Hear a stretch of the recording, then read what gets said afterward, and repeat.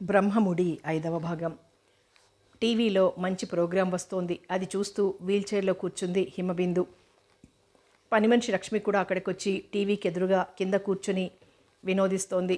ఆ వినోదంలో లక్ష్మితో పాటు సరి సమానమైన వినోదాన్ని పంచుకోలేకపోతుంది హిమబిందు. దానికి కారణం ఒకటుంది. మనసు గ్రహించి తనతో చక్కగా మాట్లాడే మనిషి కావాలి. అలాంటి వారి స్నేహం కొరకు తను ప్రాణాలైనా ఇచ్చేస్తుంది. అటువంటి వ్యక్తి తనకిన్నాళ్లకి ఒకరు దొరికారు. అతడే రాజేష్.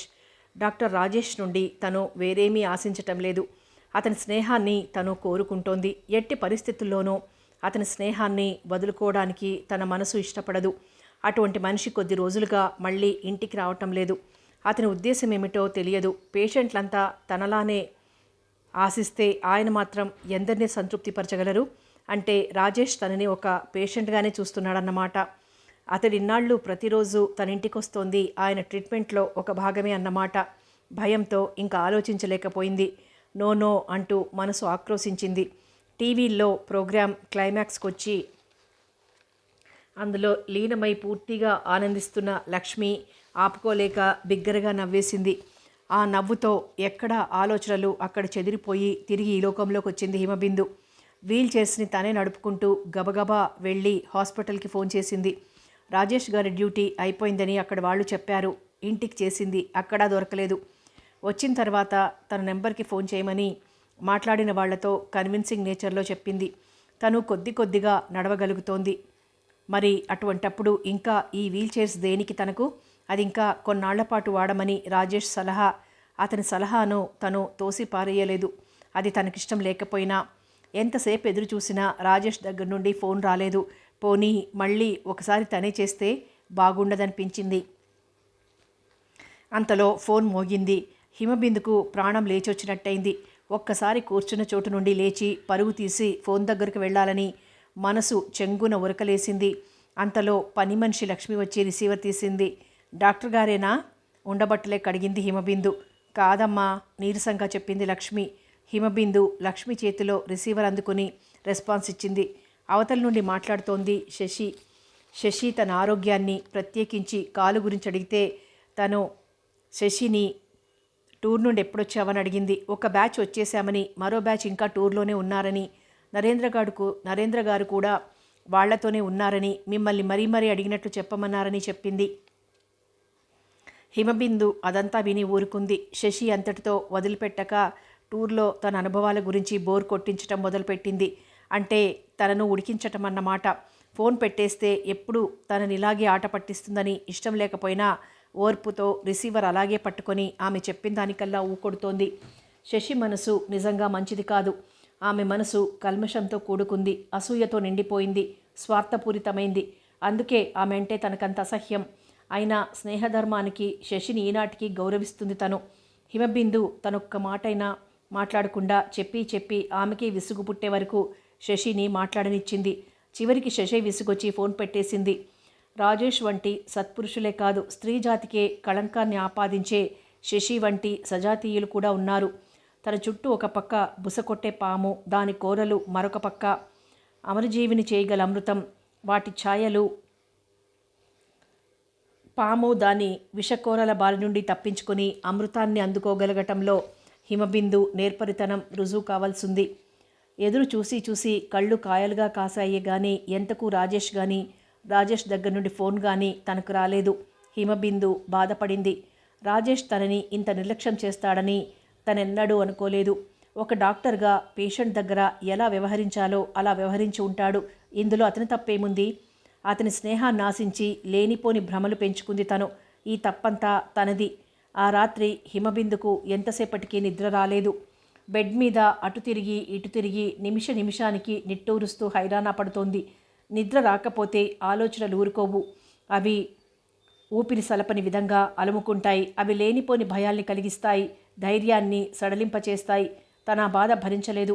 అందుకే ఈ మధ్యకాలంలో రాజేష్తో స్నేహం ఏర్పడిన తరువాత మానుకున్న తన పూర్వ అలవాటు గార్డెనల్ వేసుకోవడం తిరిగి ప్రారంభించింది. దాంతో కాసేపటికి తనకు తెలియకుండానే నిద్రలోకి జారిపోయింది. మరునాడు లేచి తన కాలకృత్యాలు యథావిధిన నడిచి చేసేసుకుంటోంది. పని మనిషి లక్ష్మి, దాని తండ్రి సుబ్బయ్య కూడా ఆశ్చర్యంతో పాటు ఆమె తిరిగి యథావిధిగా నడవగలుగుతున్నందుకు ఎంతో సంతోషపడిపోయారు.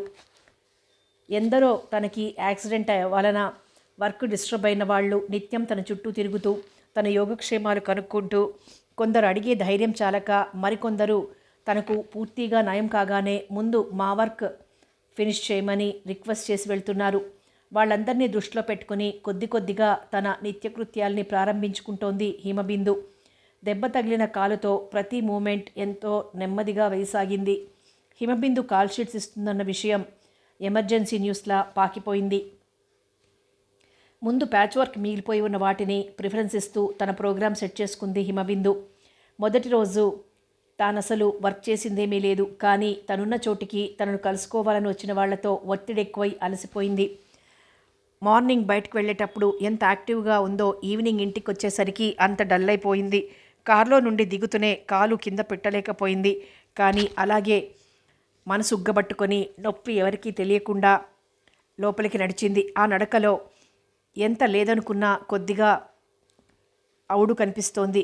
లోపలికి అడుగు పెట్టగానే తనని ఇన్నాళ్ళు మోసిన వాహనం వీల్చైర్ నేనున్నా నీకెవరున్నా లేకపోయినా అన్నట్టు ఎదురుగా దర్శనమిచ్చింది. అక్కడి వరకు ఏదో విధంగా నడిచిందల్లా అక్కడికి వెళ్ళేసరికి తట్టుకోలేక లెగ్ పెయిన్తో చిన్నగా వణికిపోతూ అందులో కూర్చుండిపోయింది. అమ్మగారు అంటూ పరుగున వచ్చింది పని మనిషి లక్ష్మి. నొప్పెక్కువగా ఉందే, కాలు నెమ్మదిగా నొక్కుంటూ సజల నేత్రాలతో అంది హిమబిందు. ఇన్నాళ్లకు తిరిగి తన యజమానురాలి కంట తడి చూసిన లక్ష్మి బాధతో అమ్మగారు అంటూ దగ్గరికి వచ్చి కాలు సవరదీయసాగింది. అయినా ఆమె బాధ తగ్గినట్టు లేదు. ఉండండమ్మా, డాక్టర్ బాబుకు ఓసారి ఫోన్ చేసి వస్తాను అంటూ చటుక్కున లేచి వెళ్ళింది. హిమబిందు ఇప్పుడేమీ వినిపించుకునే స్థితిలో లేదు. ఎందుకంటే ఆమె బాధ ఉండుండి ఎక్కువైపోతోంది. బయటికి వెళ్ళి తను తప్పు చేశానేమోనని హిమబిందు అప్పుడు పశ్చాత్తాపపడుతోంది. మరికొద్దిసేపటికి రాజేష్ కారు హిమబిందు కాంపౌండ్లోకి ప్రవేశించింది. ఆ శబ్దం వినగానే హిమబిందుకి ఎందుకో కొద్దిగా బాధ సడలినట్టు అనిపించింది. బెడ్ మీద పడుకున్నదల్లా అతడొస్తున్నాడని బాధను దిగమింగుకుంటూ మనసు ఉగ్గపట్టింది. అమ్మగారు, డాక్టర్ బాబు గారు వచ్చారు, లక్ష్మి వచ్చి చెప్పి వెళ్ళింది. ఆ వెంటనే రాజేష్ స్టెత్ చేత్తో పట్టుకొని ఆమె ఉన్న గదిలోకి ప్రవేశించాడు. అతను యూనిఫామ్లోనే ఉన్నాడు. హిమబిందు బాధాపూరిత నేత్రాలతోనే స్వాగతం పలికింది. ఏది, మీ కాలు చూడనివ్వండి అంటూ రాజేష్ ఆమె కాలుపై చేయి వేశాడు. అప్రయత్నంగా అబ్బా అంది బాధతో హిమబిందు. ఆమె కేసి తలెత్తి చూశాడు రాజేష్. హిమబిందు బెదురు చూపులతో బీతహరిణిలా అయిపోయింది. నడిచారా అడిగాడు రాజేష్ ఆమె కేసి సూటిగా చూస్తూ. ఆ చూపులో ఈ బాధకు కారణం తనకు అర్థమైపోయిందన్న భావం స్పష్టమవుతోంది. హిమబిందు భయపడుతూనే నెమ్మదిగా తల ఊపింది అవునన్నట్టు. మిమ్మల్ని అప్పుడే నడవమని ఎవరు చెప్పారు? అంటే నా మాటంటే మీకు లెక్కలేదన్నమాట. హిమబిందు తప్పు చేసిన దానిలా తల వంచుకుంది. నేను చెప్పే వరకు మీ అంతటా మీరు నడవకూడదని చెప్పానా అని అడిగాడు. చెప్పారు అన్నట్టు తల ఊపింది. అంతలో పని మనిషి కాఫీ తెచ్చిచ్చింది. రాజేష్ మాట్లాడకుండా అందుకున్నాడు. పొద్దుననగా వెళ్ళి ఇప్పుడిప్పుడే మీకు ఫోన్ చేసే ముందే వచ్చారు బాబు, ఫిర్యాదుగా కాకపోయినా ఉన్న విషయం చెప్పింది లక్ష్మి. కాఫీ తాగటం పూర్తి చేసి కప్పు లక్ష్మి చేతికిస్తూ అదన్నమాట అసలు విషయం అన్నట్టు ఆమె కేసు చూశాడు రాజేష్. ఆమె ఇంకా తలవంచుకొని బెడ్ మీద కూర్చుంది. రాజేష్ ఆమె బాధపడుతోందని గ్రహించి తన మాటల వలన ఆమె బాధను మరింత పెంచటం ఇష్టం లేక టాపిక్ ఫన్నీగా మార్చేశాడు. ఏమిటి ముఖం అలా కింది కొంచుకున్నారు, నన్ను చూడకూడదనుకున్నారా అంటూ తన ఉద్దేశం అది కాదన్నట్టు కంగారు పడుతూ చటుక్కున తలెత్తింది హిమబిందు. ఆమె కళ్ళ నుండి కారిన నీరు గుర్తిగా చెక్కిళ్లపై కుదుళ్లు కట్టాయి. ఇప్పుడు ఎలా ఉంది? అదే మీ లెగ్ పెయిన్ కొద్దిగా తగ్గింది. ఏం మెడిసిన్ తీసుకున్నారు? ఏం తీసుకోలేదు. ఏం తీసుకోకుండానే తగ్గిపోయిందంటే మీకే కాదు మీ నొప్పికి కూడా తెలిసిపోయిందన్నమాట. ఏమిటన్నట్టు రెప్పవాల్చకుండా అతని కేసు చూసింది. నేను ఇక్కడే ఉన్నట్టు. హిమబిందు సన్నగా నవ్వింది. మీరిచ్చే మెడిసిన్స్ కంటే మీ మాటలే పవర్ఫుల్గా పనిచేస్తాయనుకుంటా నవ్వుతూనే అంది. కాదులేండి, కొంతమంది పేషెంట్స్కి డాక్టర్ దగ్గరుంటే బాధ తగ్గినట్టుగాను, దగ్గర లేకపోతే ఎక్కువైనట్టుగాను ఉంటుంది. ఆమె కళ్ళల్లోకి సూటిగా చూస్తూ అన్నాడు. హిమబిందు మళ్ళీ నవ్వింది. అయితే మిమ్మల్ని సైకాలజిస్ట్ అని పిలవాలి అంది. ఆ పని మాత్రం చేయకండి, నేను మళ్ళీ ఇంకో బోర్డు పెట్టాలి. పెట్టండి, మీ ప్రాక్టీస్ ఇంకా ఇంకా పెరిగిపోతుంది. అంటే నాకు ఈ తీరిక కూడా ఉండటం మీకు ఇష్టం లేదా? ఇరువురు నవ్వుకున్నారు. రాజేష్ కాలు పట్టుకుని పరీక్ష చేశాడు. దాని గురించి ఇప్పుడేమీ ఆమెకు చెప్పటం ఇష్టం లేదు. పాకెట్లో నుండి క్యాప్సూల్స్ తీసిచ్చి అవి ఈ పూట వేసుకోమని, రేపటికి తను రాసిచ్చినవి తెప్పించుకొని ప్రిస్క్రిప్షన్లో ఉన్న విధంగా వాడమని వివరంగా చెప్పాడు. నేను మళ్ళీ రేపొస్తాను అన్నాడు రాజేష్. అప్పుడే వెళ్ళిపోతారా? కాసేపు కూర్చోకూడదా? అడిగింది హిమబిందు. రాజేష్ మాట్లాడలేదు కానీ ఇబ్బందిగా చూశాడు. అసలు మీతో మాట్లాడకూడదనుకున్నాను. అదేమిటి? అంతటి తప్పు నేనేం చేశాను గనక? ఆశ్చర్యంగా అడిగాడు. అబ్బే, మీకేం తెలియదు పాపం. అసలు మీరు మా ఇంటికి వచ్చి ఎన్ని రోజులైంది? నిష్ఠూరమాడింది. ఓ అదా, అది మరి ఏం చెప్పాలని ఆలోచిస్తున్నారా? మీరేం చెప్పనక్కర్లేదు. మీకు అంత ఇష్టం లేకపోతే మిమ్మల్ని బలవంతం చేసే వాళ్ళెవ్వరూ లేరిక్కడ, బాధగా అంది. అరెరే, ఇంత చిన్న విషయానికి అలా ఫీల్ అయితే ఎలా? అయితే మీరిదంతా నా మీద కోపంతో చేశారన్నమాట. నేనెవరో సీరియస్ కేసులతో ఒక్కొక్కప్పుడు ఎవరికైనా అపాయింట్మెంట్ ఇచ్చింది కూడా మర్చిపోతూ ఉంటాను. ఏదో చెప్పుకుపోతున్నాడు రాజేష్. అదేమీ హిమబిందుకు సంతృప్తి కలిగించలేకపోయింది. మీకు ఫోన్ చేయటానికి కూడా తీరిక లేకపోయింది. కనీసం నిన్న ఫోన్ చేస్తే కూడా మీరు రాలేకపోయారు. Sorry, don't feel like that అన్నాడు రాజేష్. అలా కొంతసేపు ఇరువురు చనువుగా మాట్లాడుకునేసరికి మళ్ళీ మామూలుగా ఫ్రెండ్స్ అయిపోయారు. హిమబిందుకు అతని స్నేహంపై ఇంతకు ముందేర్పడిన దురభిప్రాయం ఆమె మనసులో నుండి ఎవరో చేత్తో తీసేసినట్టు తొలగిపోయింది. వాళ్ళలా మాటల్లో మీరు అనుకునే వాళ్ళల్లో మళ్ళీ నువ్వు అనుకునేంత దగ్గరైపోయారు. దూరంగా కొండలు నునుపుగా అందంగా ఉన్నాయి. ప్రభాకరుడు పశ్చిమాద్రిని అస్తమిస్తున్నాడు. అందుకే ఆ దిక్కున ఆకాశం అరుణిమ దాల్చింది. ఆకాశంలో అక్కడక్కడ ఉన్న తెల్ల మబ్బు వెండిపూత పూసుకున్నట్టు మెరిసిపోతోంది. తొలి దిక్కున 7 రంగుల ఇంద్రధనస్సు అర్ధ నుడికారంతో శోభాయమానంగా ఉంది.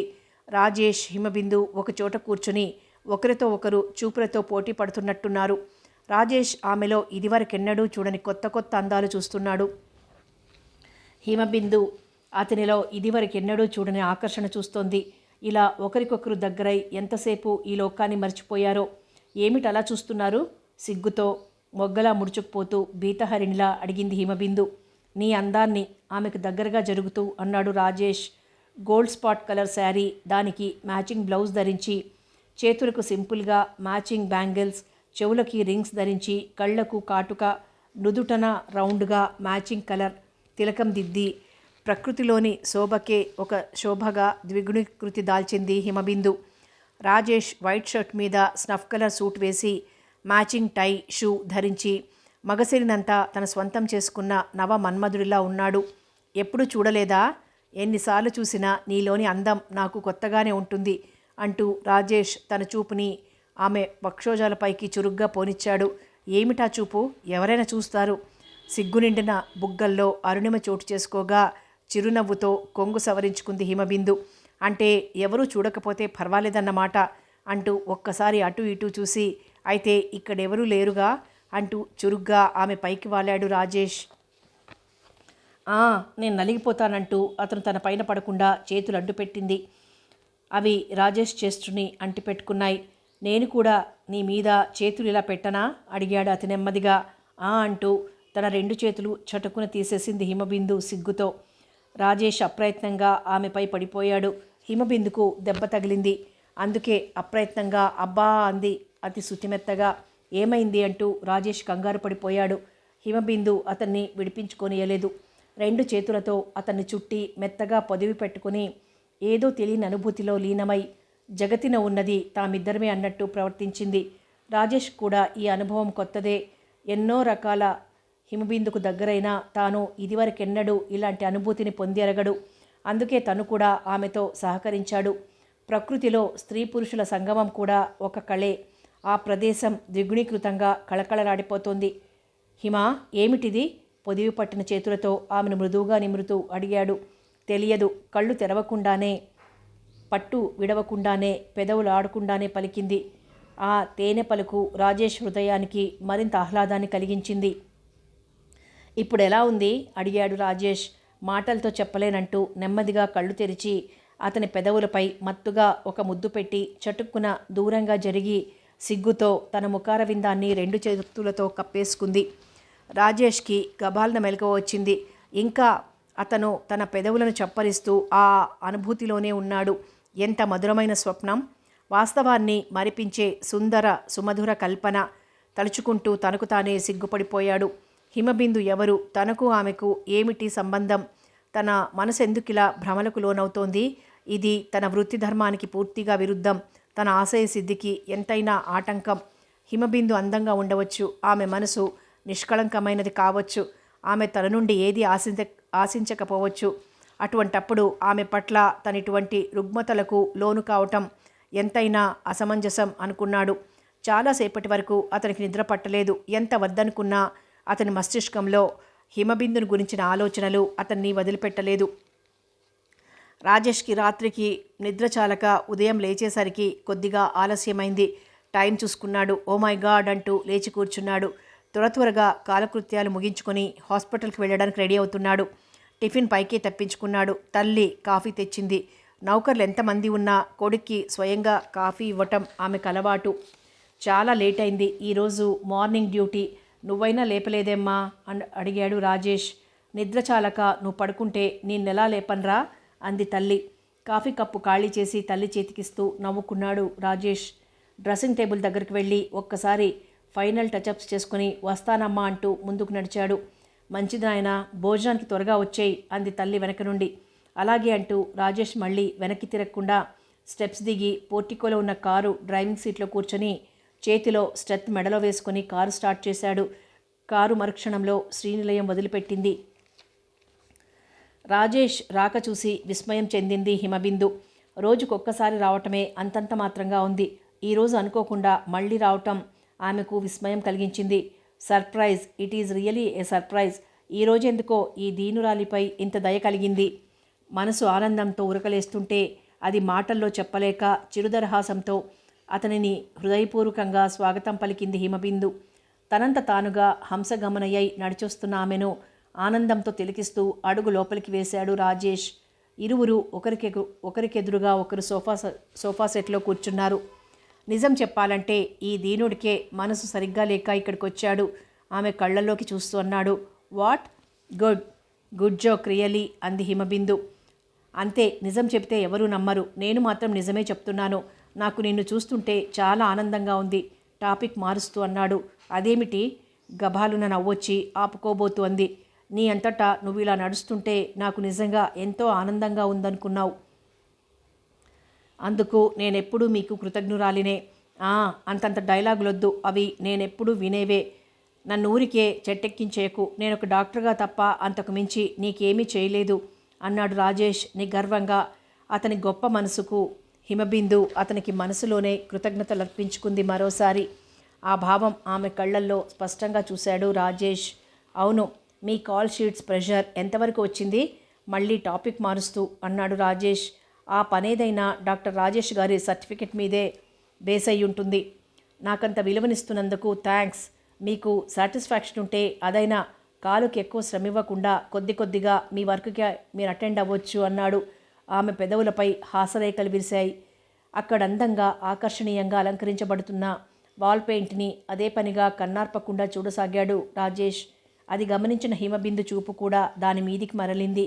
మీకు రాధాకృష్ణుల రాసక్రీడలంటే అంతిష్టమా అడిగాడు. ఆ మాట వినగానే ఆమె మనసులో సిగ్గు వెలిసింది. ఆ సిగ్గుతో ముఖం సింధూరంలా మారి సన్నని బుగ్గలపై ప్రస్ఫుటించింది. మీకిష్టముండదా? నాకెందుకో అంత నమ్మిన రాధను మోసగించటం నచ్చదు. రాధ మోసపోయిందని మీరెందుకు అనుకోవాలి? రాధ చివరికి ఏమైంది?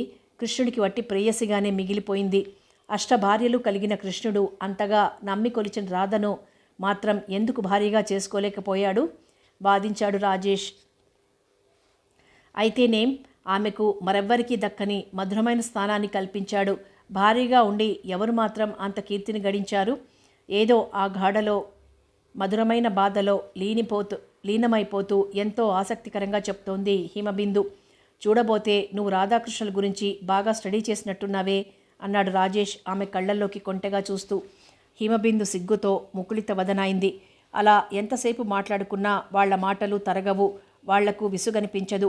ఒకరికొకరికి కాలం కూడా తెలియదు. మీరీ పూట మా ఇంట్లోనే భోంచెయ్యాలి అభ్యర్థిస్తున్నట్లుగా అడిగింది హిమబిందు. నాకేం అభ్యంతరం లేదు, కానీ ఇంట్లో చెప్పి రాలేదే సందేహిస్తున్నట్టుగా అన్నాడు రాజేష్. ఒక్క పూట చెప్పనంత మాత్రాన మిమ్మల్ని అంత పర్టికులర్గా చూస్తారా? మీకు ఇష్టం లేకపోతే వద్దులేండి, బాధపడుతున్నట్టు కందిన ఆమె ముఖమే చెబుతోంది. మరీ అంత కోపమైతే ఎలా? సరే, రేపు నువ్వు వద్దన్న భోజనానికి ఇక్కడికే వస్తాను, సరేనా అన్నాడు. అంతలోనే ఆమె ముఖం చిరునవ్వుతో కళకళలాడింది. నిజంగా? ప్రామిస్. చేతిలో చెయ్యి కూడా వేయమంటావా? పట్టు అన్నట్టు చెయ్యి చాచాడు రాజేష్. చాలండి మీ మాటలు మీరు అన్నట్టు చూసింది హిమబిందు ఓరగా. రిస్ట్ చూసుకుంటూ వస్తా మరి అంటూ లేచాడు. అప్పుడే వెళ్ళిపోతారా అన్నట్టు చూసింది హిమబిందు. అదామెకు మామూలే. రాజేష్ వెళ్ళిపోయాడు. మర్నాడు హిమబిందు రాజేష్ కోసం ప్రిపరేషన్స్ అన్నీ స్వయంగా చేసింది. అన్నీ తయారై సిద్ధమైపోయాయి. రాజేష్ కొరకు హిమబిందు ఎదురు చూడసాగింది. ఈలోగా తను కూడా రిఫ్రెష్ అవుదామని స్నానానికి వెళ్ళింది. లేత గులాబీ రంగు షిఫాన్ శారీ, మ్యాచింగ్ బ్లౌజ్ ధరించి షాంపూతో శుభ్రం చేసుకున్న పొడి పొడి కురులను వదులుగా ముడివేసి తోటలో విరబూసిన అదే కలర్ గులాబీ ఒక ఆకురెమ్మతో సిగ్గలో ఒక పక్కగా ముడిసింది. అందాలకి అందాన్నిచ్చే ఆమె సుందర వదనం ఈరోజు కొత్త కొత్త కాంతులను విరజిమ్ముతోంది. హిమబిందు తయారై వచ్చింది. రాజేష్ ఇంకా రాలేదు. టైం చూసింది. ఓహో, ఈ టైం ఇంత స్లోగా నడుస్తుందేమిటి అనుకుంది. ఎదురు చూసే మనసుకు ఆరాటం ఎక్కువైపోతుంది. ఒకవేళ మర్చిపోలేదు కదా? అంతలోనే అనుమానం. ఏమో, ఎందుకైనా మంచిది ఇంటికి ఫోన్ చేస్తాను అనుకుని వెళ్ళి రాజేష్ ఇంటి నెంబర్కి డయల్ చేసింది. ఎవరో ఆడుగొంతు. బహుశా రాజేష్ తల్లిగారై ఉండొచ్చు అనుకుని రాజేష్ గురించి అడుగుతూ భోజనానికి కూడా రాలేదా అని అడిగింది హిమబిందు. రాజేష్ ఈ పూట భోజనానికి ఎక్కడికో వెళ్ళాలని, ఇంటికి రానని చెప్పారు అవతల నుండి. అతనికి గుర్తుంది కదా, చాలనుకుంది. కారు హారన్ వినిపించడంతో హిమబిందుకి ప్రాణం లేచొచ్చినట్టు అనిపించింది. లేచి చురుగ్గా అటువైపు నడిచింది. ఎదురుబడిన హిమబిందును ప్రాతకాల వేళ పూరేకులపై ముత్యంలా మెరిసిపోయే స్వచ్ఛమైన హిమబిందును చూస్తున్నట్టు చూశాడు రాజేష్. సింపుల్గానే ఉంది, కానీ ఆమె సౌందర్య పటిమ అతని హృదయానికి ఎంతో ఆహ్లాదాన్ని కలిగిస్తోంది. కాసేపు మైమరిచి ఆమెపై నిలిచిపోయిన చూపుల్ని తిప్పుకుంటూ ఆమెతో పాటు ముందుకు నడిచాడు. ఎవరైనా ఇన్వైట్ చేసినప్పుడు, ఎక్కడికైనా వెళ్ళవలసి వచ్చినప్పుడు బ్యూటిఫుల్గా టాయిలెట్ అయి ట్రిమ్గా డ్రెస్ అవ్వటం జనరల్గా చేసే పని. కానీ రాజేష్ ఆ రోజు ఆ విధంగా తయారు కాలేదు. అతని దుస్తులు ఎప్పుడో వేసుకున్నవిలా కొద్దిగా నలిగాయి. తల కూడా ఇప్పుడు దువ్వుకున్నట్టు లేదు. బహుశా అతని ఇంటికి వెళ్లకుండా ఏదో అర్జెంట్ కేసు అటెండ్ అయి ఇట్నుండిటే వచ్చేసుంటాడు అనుకుంది. స్నానం గాని చేస్తారా అని అడుగుదామనుకుంది. అంత చొరవ తీసుకుంటే మళ్ళీ ఆయన ఏమైనా అనుకోవచ్చని బాత్రూమ్కి వెళ్ళి ఫ్రెష్ అయ్యి రండి అని మాత్రం అంది. అంటూ ఆమె ముఖంలోకి చూసి సరేనంటూ లేచి వెళ్ళాడు రాజేష్. అతను తిరిగి వచ్చేసరికి డైనింగ్ టేబుల్ దగ్గర అన్నీ అమర్చబడి ఉన్నాయి. ఇంకా ఎవరైనా రావాలా? అక్కడున్న ఐటమ్స్ చూస్తూ అన్నాడు. ఇంకెవరూ రానక్కర్లేదు అంది అతనితో పాటు డైనింగ్ టేబుల్ దగ్గర కూర్చుంటూ. ఇవన్నీ నాకొక్కడికేనా ఆశ్చర్యంగా అడిగాడు. నాకు కూడా అంది హిమబిందు కొంటెగా. ఇద్దరూ ఒక్కసారిగా నవ్వుకున్నారు. రాజేష్ భోంచేస్తుంటే హిమబిందు ఏమిటలా మొహమాట పడతారు అంటూ ఐటమ్స్ ఒక్కొక్కటి అదే పనిగా వడ్డించేస్తుంటే ఆమెను వారించలేక వడ్డించిందంతా తినలేక కొద్దిగా అవస్థపడ్డాడు. అలా కాదని తను కూడా హిమబిందుకు అదేవిధంగా వడ్డించడం మొదలుపెట్టాడు. చాలు నేను తినలేను అంటూ హిమబిందు చెయ్యి అడ్డు పెట్టినా ప్రయోజనం లేకపోయింది. నేను ఎలా తినగలనని నాకింత వడ్డించావు మరి? అంతే, నేను తినే వరకు నువ్వు తింటూ ఉండాల్సిందే. చాలేండి అంటూ అతని వైపు అదోలా చూసింది హిమబిందు. ఐటమ్స్ అన్నీ ఎక్కడ ఆర్డర్ ఇచ్చి చేయించావు? పోండి మీరు మరీను, ఈ మాత్రం క్వాంటిటీకి ఎక్కడో ఆర్డర్ కూడా ఇవ్వాలా? ఇక్కడే చేయించావా? కాదు, నేనే చేశాను. ఏం బాగోలేదా? ఏదోలేండి, వచ్చి రాని వంటకం అంది హిమబిందు. ఏమిటి, ఇవన్నీ నువ్వు చేశావా? నీకు వంట ఇంత బాగా చేయటం వచ్చా? నాకింతవరకు తెలియదే. అయితే ప్రతిరోజు ఈ వేళకు భోజనానికి ఇక్కడికే వచ్చేస్తే సరి అన్నాడు. విత్ ప్లెజర్ అంది హిమబిందు. అలా భోంచేస్తున్నంతసేపు ఏవో కబుర్లు చెప్పుకుంటూనే ఉన్నారు. కానీ హిమబిందు అతనిలో ఏదో మార్పున్నట్టు గమనించింది. రాజేష్ నవ్వుతున్నాడు, కానీ ఆ నవ్వు ఎప్పటి నవ్వులా లేదు. నవ్వాలి గనక నవ్వుతున్నాడు అన్నట్టుంది అతని నవ్వు. మనసులో ఏదో మదన పడుతున్నాడు. అది బయటికి తెలియకుండా జాగ్రత్త పడుతున్నాడు. భోంచేసిన తర్వాత ఇరువురు సోఫాలో కూర్చున్నారు. హిమబిందు రాజేష్ని మార్చి మార్చి చూస్తోంది. మదన పడుతున్న అతని మనసులోని భావాలు ముఖంలో ప్రస్ఫుటితమవుతున్నాయి. సీలింగ్ ఫ్యాన్ ఫుల్లో ఉన్న అతని ముఖంలో చిరుచెమట ఆరటం లేదు. రిఫ్రెష్ అయి టాయిలెట్ అయినా రాజేష్ టైర్ అయిపోయినట్టే కనిపిస్తున్నాడు. వారి మధ్య నిశ్శబ్దం కొద్దిసేపు చోటు చేసుకుంది. ఏమిటలా ఉన్నారు? ఉండబట్టలేక అడిగింది. ఎలా ఉన్నాను? బాగానే ఉన్నానే. తెచ్చిపెట్టుకున్న నవ్వుతో సరిపెట్టాలని చూశాడు రాజేష్. లేదు, మీరేదో బాధపడుతున్నారు. I correct? అంది హిమబిందు చూపులతోనే ఒప్పుకుంటున్నట్టు. ఒక్కసారి చూపు ఆమె పైకి తిప్పి మళ్ళీ పక్కకి మరల్చాడు రాజేష్. మీ బాధేమిటో నాతో చెప్పకూడదా రాజేష్? ఆత్మీయులకు నేనా మాత్రం కూడా పనికిరానా? అడిగింది వేడి నిట్టూర్పు విడుస్తూ. చెప్పినా నువ్వేం చేయగలవు? ఆమెనే చూస్తూ పెదవి విరిచాడు. మీ బాధ తీర్చడానికి నా సాయశక్తులా ప్రయత్నిస్తా. అది నీ వల్ల కాదు, ఖచ్చితంగా చెప్పేశాడు రాజేష్. కోర్స్ మీ బాధ అటువంటిదే. అయితే పోనీ మీతో పాటు నేను భాగం పంచుకుంటా. చిరునవ్వు వెకిలిగా నవ్వాడు రాజేష్. నేను మీకేమాత్రమైనా ఆత్మీయురాల్ని అనిపిస్తే చెప్పండి, లేకుంటే లేదు. ఆత్మీయులైన వాళ్లకు బాధలు చెప్పుకుంటే మనసు తేలికపడుతుందంటారు. నా వలన మీకు అటువంటి ఉపకారం జరుగుతుందనుకుంటే చెప్పండి, లేకుంటే వద్దు. ముఖారవిందాన్ని ముకుళించుకుంటూ అంది. ఆమె మాటలకి నవ్వొచ్చింది రాజేష్కి. నేను చెప్పకపోతే నాకంటే ఎక్కువ నువ్వే బాధపడేలా ఉన్నావే చూడబోతే. హిమబిందు ఏం మాట్లాడలేదు. మౌనంగా తల కొద్దిగా దించుకుంది. చెప్పాడు రాజేష్. తనకు పెళ్లి చేసుకోవటం సుతారాము ఇష్టం లేదని, కానీ తన తండ్రి తన వివాహం చెయ్యాలని పట్టుబట్టుకొని కూర్చున్నాడని, ఈ విషయంలో తనెన్నడూ లేనిది తండ్రిని కూడా ఎదిరించవలసి వస్తోందని బాధగా చెప్పాడు. పెళ్ళి తాత్కాలికంగా చేసుకోరా, లేక అసలు పెళ్ళే చేసుకోరా? అడిగింది హిమబిందు. రాజేష్ తలెత్తి ఆమె కేసు చూశాడు.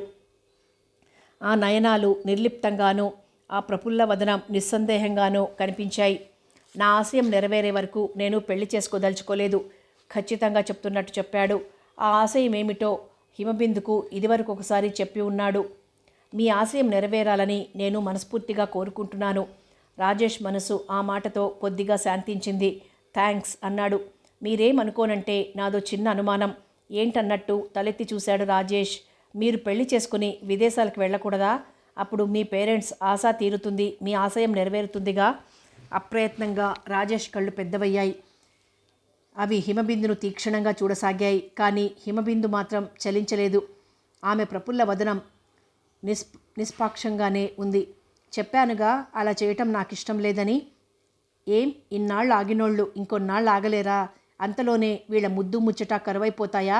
ఏదేమైనా నాకిష్టం లేని పని నేను చెయ్యను. పెళ్లి చేసుకుని వెళ్ళటం వరకు అనేక ఇబ్బందులున్నాయి. కోర్స్ అది నా అభిప్రాయం. ఈ విషయంలో రాజేష్ తండ్రి మాటను ధిక్కరించాడనే నింద నాకొచ్చినా భరిస్తాను. దృఢంగా ఉన్నాయి అతని మాటలు. పోనీ మీ నాన్నగారికి మరోసారి నచ్చజెప్పి చూడండి. లాభం లేదు. ఫార్మాలిటీ కోసం పెళ్లికి ముందు జరిగే ఏర్పాట్లు కూడా చురుగ్గా జరిగిపోతున్నాయి. నాకు చేతగాని పని తండ్రిని ఎదిరించడం ఒక్కటే ఇంకా మిగిలింది.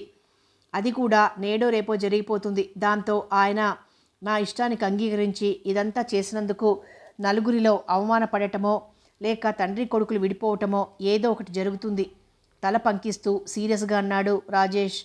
ఎప్పుడు నవ్విస్తుండే రాజేష్ ముఖం వర్చస్సు కలతబారి ఎర్రబారి తీరని సమస్యతో అల్లకల్లోలమై ఉండగా చూస్తుంటే హిమబిందుకు తీరని బాధగా తోచింది. ఇప్పుడు ఇతన్ని ఎలా ఓదార్చటం? ఈ చిక్కు సమస్యని ఎలా విడదీయటం? ప్రయత్నాలు చాలా వరకు వచ్చి పెళ్ళాగిపోతే ఆ తండ్రికి అవమానం. అంతవరకు వస్తే విడిపోవటానికి కూడా వెనుకాడని రాజేష్ ఆవేశం. ఆలోచించి చూస్తే అది చాలా చిన్న సమస్యే. కానీ పట్టుదలకు పోయి తండ్రి కొడుకులు ఈ సమస్యను పెద్దది చేసుకున్నారు. చెప్పే వరకు ఊరుకోలేదు. చెప్పిన తర్వాత మాట్లాడవేం అన్నాడు రాజేష్ హిమబిందు మౌనంగా ఉండటాన్ని చూసి. ఎన్నాళ్లుగానో మీరు తేల్చుకోలేనిది విన్నంత మాత్రాన నన్ను క్షణాల మీద చెప్పమంటే నేనెలా చెప్పగలను? మీ సమస్యను నా సమస్యగా ఆలోచించి రేపు చెబుతాను అంది హిమబిందు. కనుబొమ్మలు పైకెత్తి ఒకసారి ఆమె కేసు చూసి తనలో తనే చిన్నగా నవ్వుకున్నాడు రాజేష్. ఈలోగా మీరు మాత్రం ఇంట్లో ఏ గొడవ పడొద్దు. ఏర్పాట్లన్నీ ఒక పక్క అలా జరిగిపోతుంటే నాది కానట్టు నాకేమీ పట్టనట్టు ఊరుకోమంటావా? ఎవరేమన్నా అంత నాన్నగారిష్టమనండి. రాజేష్ కనుబొమ్మలు మళ్ళీ పైకి లేచాయి. కానీ అతనికి హిమబిందు సుందర వదనార విందంలో ఏ విధమైన హేళనాభావం గోచరించలేదు. ఇరువురి చూపులు కలయికలో చిరునవ్వులు ఉదయించాయి. మర్నాటి నుండి హిమబిందుకి షూటింగ్ వర్క్ మొదలైంది. క్షణం తీరిక లేకుండా ఉంది. రాజేష్ చెప్పిన సలహాను తూచా తప్పకుండా పాటిస్తోంది. కాలు నడవనిస్తున్నా దాని గురించి ఎక్కువ శ్రద్ధ తీసుకోసాగింది. ఈ కారణంగా రాజేష్ హిమబిందు కలుసుకోవటం ఈ 4 రోజుల నుండి అంతంత మాత్రంగానే జరుగుతోంది. రాజేష్ వచ్చే వేళకి హిమబిందు ఇంట్లో లేకపోవడం, హిమబిందు వచ్చేసరికి రాజేష్ రాకపోవడం, ఒకవేళ రాజేష్ హిమబిందు ఇంట్లోనే ఉందని తెలుసుకుని వచ్చినా అతను వచ్చేసరికి హిమబిందు షూటింగ్స్కి బయలుదేరబోవటం, ఆ కారణంగా వాళ్ళు కలుసుకున్న మనసు విప్పి మాట్లాడుకోలేకపోవటం జరుగుతోంది. ఏదేమైనా వాళ్ళిరువురు రోజుకొక్కసారైనా ఫోన్లో కలుసుకోకుండా ఉండేవారు కారు. అప్పుడు హిమబిందు రాజేష్ విషయం తను మర్చిపోలేదని మాత్రం చెప్తూ ఉండేది. రాజేష్ తన విషయం ఎలా ఉన్నా ఆమె కాలు విషయం జాగ్రత్తగా ఉండమని పదే పదే గుర్తు చేస్తుండేవాడు. కొద్ది రోజుల్లోనే హిమబిందు తిరిగి బిజీ అయిపోయింది. ఆమె క్రమక్రమంగా వెనకటి రొటీన్ వర్క్లో పడిపోయింది. హిమబిందు ఎవరికైనా ఇంటర్వ్యూ ఇచ్చేటప్పుడు తానింతవరకు కమిట్ అయ్యున్న వర్క్ మాత్రం ఫినిష్ చేసి తరువాత తన వర్క్ క్రమంగా తగ్గించుకోవాలని చూస్తున్నాను అంటుంది. అందుకే కొత్త అగ్రిమెంట్స్ మీద అంత సులభంగా సైన్ చేయటం లేదు.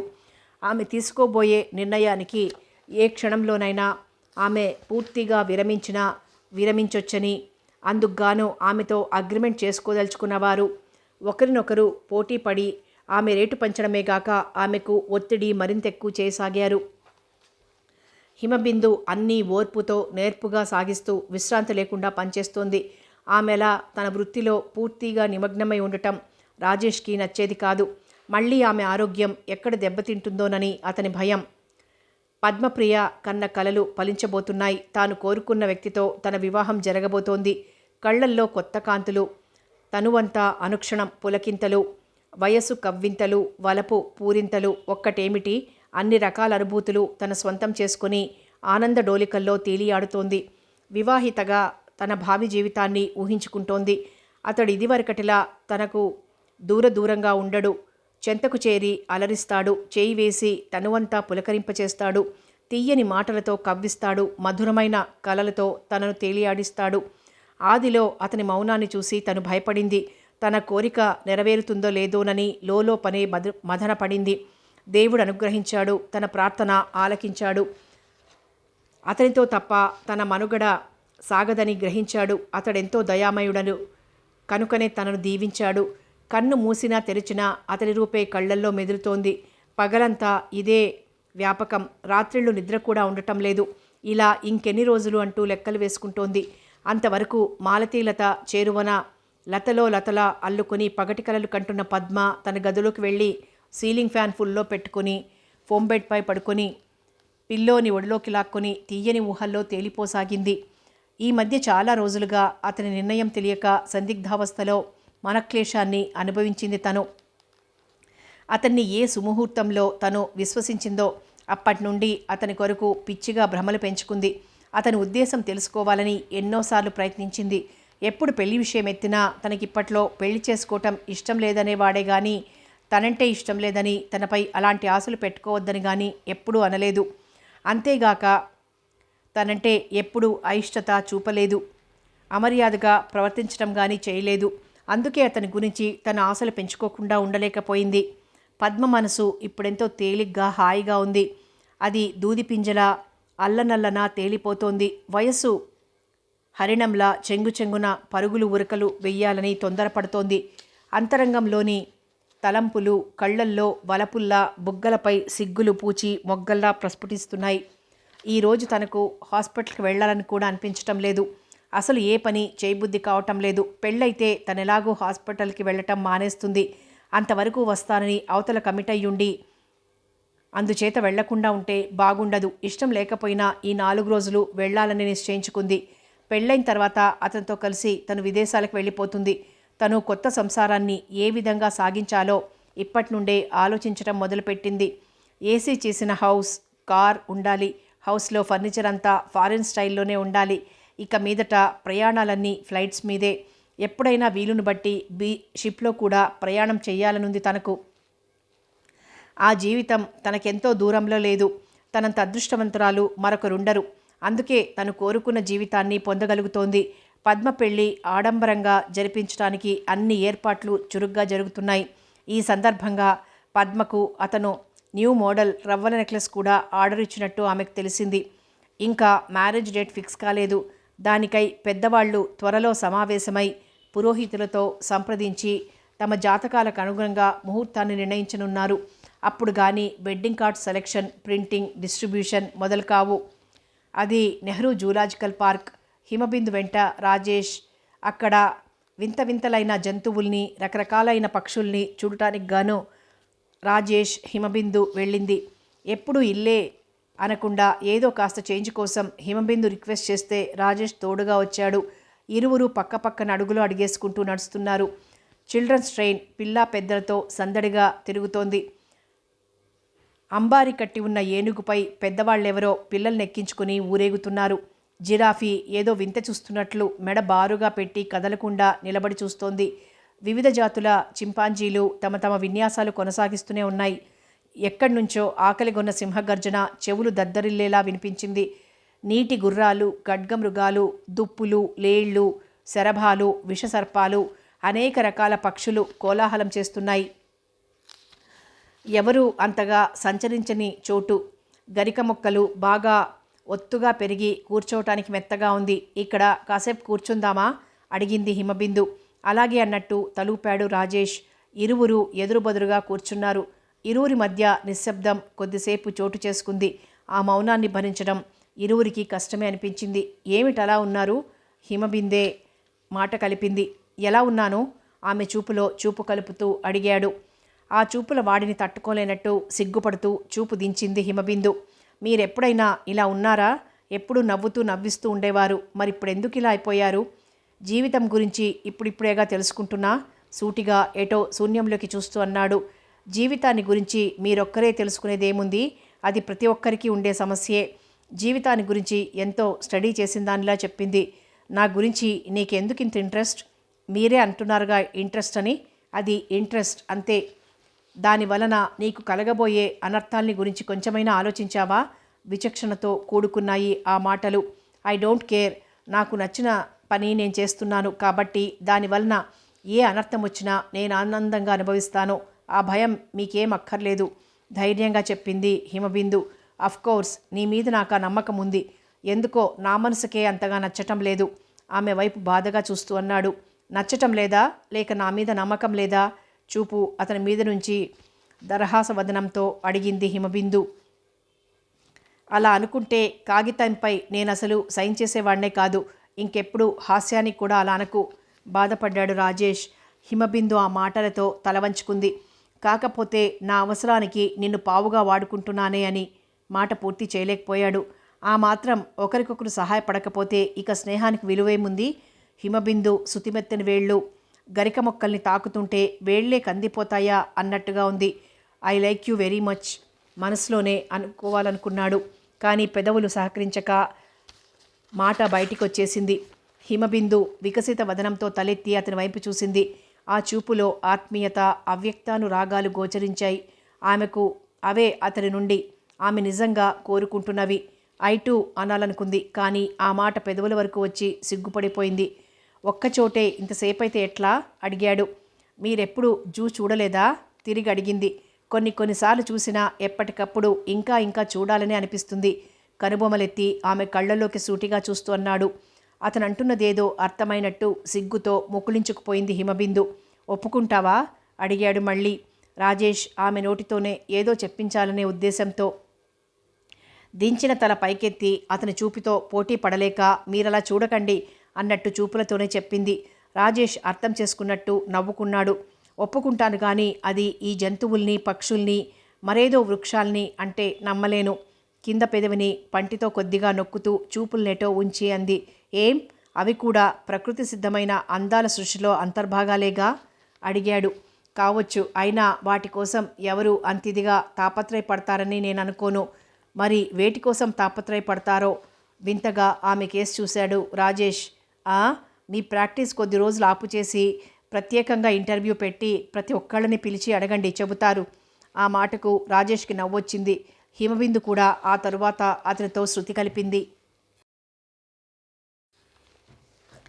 అక్కడి నుంచి లేచి అడుగులు వేసుకుంటూ నెమ్మదిగా నడక సాగించారు. తాంబూలాలు ఎప్పుడు పుచ్చుకుంటున్నారు అడిగింది అతని వైపు చూడకుండానే. ఆ మాట వినేసరికి రాజేష్ ముఖంలో చిరు కోపం వెలిసింది. తెలిసే హేళన చెయ్యాలని అడుగుతుందా? లేక తెలియక తెలుసుకోవాలని అడుగుతుందా? ఆమె కేసి వాలు చూపు విసిరాడు. హిమబిందు ప్రఫుల్ల వదనంలో తను అనుకున్నట్లు హేళనాభావం ఎక్కడా గోచరించలేదు. 25న బాగుందట. ఇష్టం లేని విషయం మీద చెప్తున్న మాటల్లాగే ఉన్నాయి రాజేష్ మాటలు. హిమబిందు ఆ మాటపై కామెంట్ చేయలేదు, కానీ ఏదో ఆలోచిస్తున్నట్టుగా ఉంది. రాజేష్ చెప్పిన డేట్ అప్పటికి ఎన్నో రోజులకి దూరంలో లేదు. పర్వాలేదు, టైం సరిపోతుంది, ఏదో తనలో తను అనుకున్నట్టుగా అంది హిమబిందు. కొద్ది దూరం నడిచేసరికి జూలో క్యాంటీన్ కనిపించింది. జూలోకెల్లా కంపేర్ చేసి చూస్తే అక్కడే జనసందోహం బాగా ఉంది. ఏం తీసుకుంటావు, టీనా డ్రింకా అడిగాడు రాజేష్. నాకేం వద్దు అంది హిమబిందు. పర్వాలేదు తీసుకో, for the sake of my company అంటూ హిమబిందు ఏమంటుందో కూడా వినకుండా 2 క్యాంపాకోలా ఆర్డర్ ఇచ్చాడు. వద్దు, పోని టీ తీసుకుంటాలే అంది హిమబిందు. డ్రింక్స్ క్యాన్సిల్ చేసి 2 టీ తీసుకున్నాడు రాజేష్. ఏం బాగుంది, సిప్ చేస్తూ అదోలా ముఖం పెట్టి అంది. ఇదేమన్నా తాజ్ అనుకున్నావా, శ్రీదేవ్ అనుకున్నావా? జూలో ఒక సామాన్యమైన క్యాంటీన్, డోంట్ ఫర్గెట్ అన్నాడు రాజేష్ సిప్ చేసిన కప్పు పక్కన పెడుతూ. అక్కడి నుండి మళ్ళీ నడక సాగించారు. ఏనుగు కనిపించింది. ఏనుగు ఎక్కుతావా అడిగాడు రాజేష్. నాకు భయం బాబు అంది హిమబిందు. దేనికి, నేనున్నాగా అన్నాడు రాజేష్. ఎందుకు, కట్లు కట్టడానికా? ఇరువురు ఒకేసారి నవ్వుకున్నారు. కార్తీక మాసం, పగటి పొద్దు తక్కువ, అందుకే ఇంకా టైం ఎంతో కాలేదు. సంధ్య తొలగిపోతూ చీకటి రాబోతూ ఉంది. చలిగాలి కూడా పెరుగుతూ ఉంది. రాజేష్ హిమబిందు జంటగా చూసేవాళ్లకు ముచ్చటగా కార్ పార్కింగ్ వైపు కదలి వెళ్ళారు. కథ కొనసాగుతుంది.